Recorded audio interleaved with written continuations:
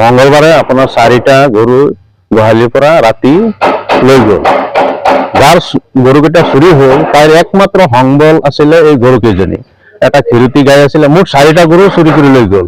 খিৰতি গাই গাখীৰ বেছি বেছি তাইৰ একমাত্ৰ উপাৰ্জনৰ উৎসই হ'ল গাখীৰ। গতিকে এই চুৰি হৈ যোৱা গৰুকেইটা নিয়াৰ পিছত তাই একেবাৰে বাগৰিও পৰিল, আৰু আমি এই অঞ্চলৰ সকলোৱে এই খবৰটো শুনি পেলাই সকলোৱে হতবাক হ'ল আৰু দুঃখ প্ৰকাশ কৰিছে। চোৰে এনেকুৱা কাণ্ডটো কৰাটো অত্যন্ত দুৰ্ভাগ্যজনক বুলি আমি ভাবো।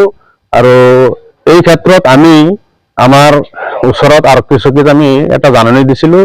জাননী দিয়াৰ পিছত আৰক্ষী আহি ইয়াত ইনভেষ্টিগেশ্যন কৰি সিহঁতে কিছু তদন্ত কৰিছে। তদন্ত কৰাৰ পাছতো এতিয়ালৈকে কোনো সংসূত্ৰ আমি পোৱা নাই, আৰু তেওঁলোকে তেনেকুৱা সংসূত্ৰ পাইছে বুলি আমাক জনোৱাও নাই।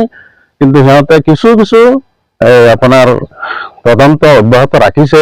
এতিয়ালৈকে আমি কোনো খবৰ চবৰ পোৱা নাই। কিন্তু চোৰে এনেকুৱা কাণ্ড যদি অব্যাহত ৰাখে অনাগত দিনত, তেতিয়াহ'লে আমাৰ এই অঞ্চলৰ কাৰণে অত্যন্ত ক্ষতি হ'ব।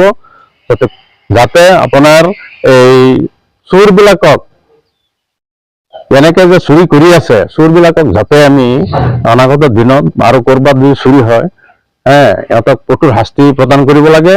আৰু এই গৰুকেইটা যে চুৰি হ'ল, যাতে আমাৰ এইটো চেনেলৰ যোগেদি আমি জনাই আছো, কোনো হতাশাৰ ব্যক্তিয়ে যদি এই 4টা গৰুৰ ৰংটো আপোনাৰ কজলা ৰঙৰ, 2টা আছে, এটা বগা হাড় গৰু, এটা দামৰি, যদি কোনোবাই ব্যক্তিয়ে কোনোবা হাট বজাৰত বা কোনো অনুষ্ঠানত গম পায় ৰাস্তা ঘাটে, তেতিয়াহ'লে আমাৰ এইটো চেনেলৰ যোগেদি আপোনালোকে জনাব। আৰু মই ফোন নম্বৰটো এটা কৈ দি আছো, 600003444206।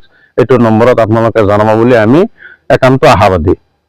গৰু যাৰ চুৰি হৈছে তাইৰ নাম হ'ল জেছমিনা বেগম, 1 নং বৰগুলি।